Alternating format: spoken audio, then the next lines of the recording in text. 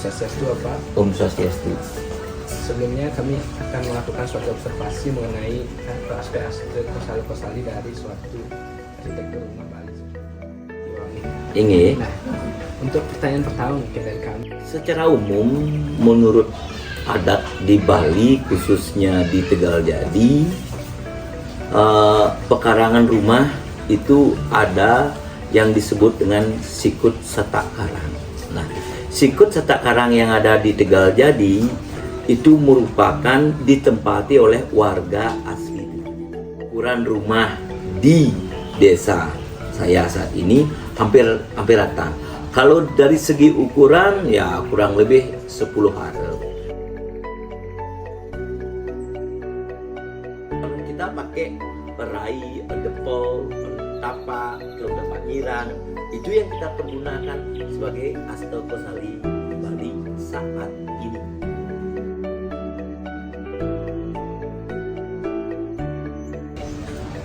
Menurut adat Bali, di dalam sikut setak karang itu ada tata ruang.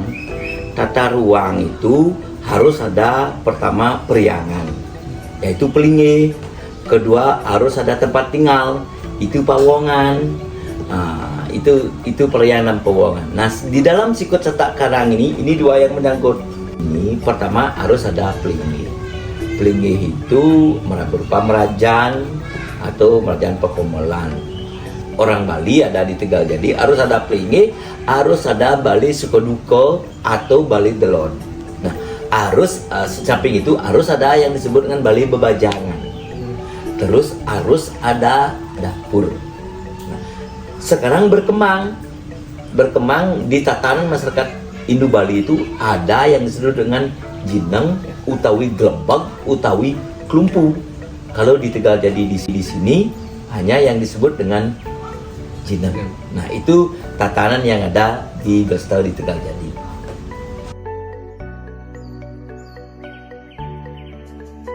Untuk bangunan di sini, baik saya di Merajan, baik di Bali Sukoduko ataupun Bali Bebajangan, itu tiang masih mempergunakan kayu lokal atau kayu jati. Untuk atapnya kita mempergunakan genteng untuk di bangunan tiang. Namun untuk di periangan kita masih mempergunakan ijo ya. Kalau bahasa Balinya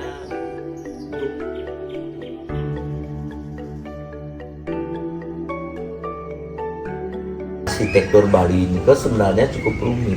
Karena apalagi rumah yang berisi ukiran dengan corak prado. Nah, ini yang sangat karena prado tersebut sering kena cuaca panas, dingin, air. Nah, itu akan terjadi perubahan warna secara signifikan.